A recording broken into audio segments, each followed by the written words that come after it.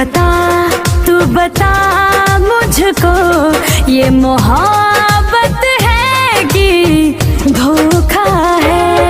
ऐ दिल ये बता, तू बता मुझको, ये मोहब्बत है कि धोखा है।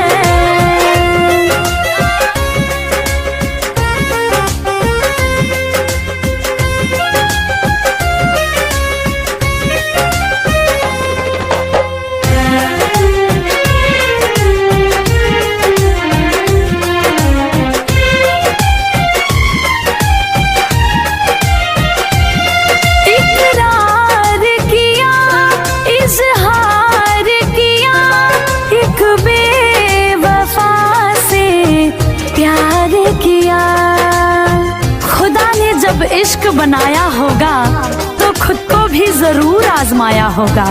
खुदा ने जब इश्क बनाया होगा तो खुद को भी जरूर आजमाया होगा। अरे हमारी और आपकी औकात ही क्या, इस कमबख्त इश्क ने खुदा को भी जरूर रुलाया होगा।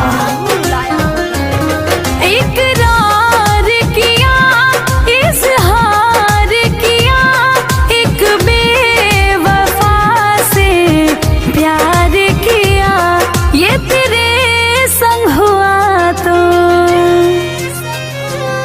ये तेरे संग हुआ तो नया क्या हुआ, अक्सर दुनिया में होता है। ऐ दिल ये बता, तू बता मुझको, ये मोहब्बत है कि धोखा है। ऐ दिल ये बता, तू बता मुझको, ये मोहब्बत है कि धोखा है।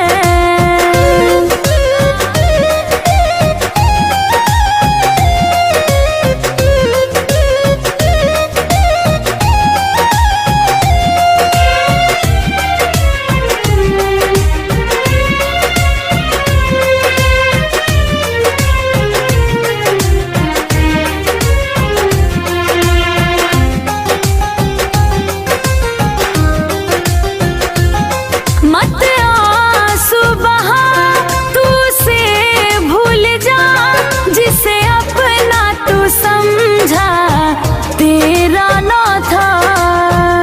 प्यार का अंजाम बहुत ही बुरा होता है।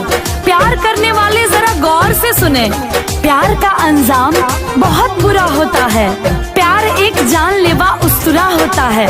दोस्तों, उस प्यार से उम्मीद ही क्यों रखते हो जिसका पहला अक्षर ही अधूरा होता है, अधूरा होता है। मत आंसू बहा, तू से भूल जा, जिसे अपना तू समझा वो तेरा न था।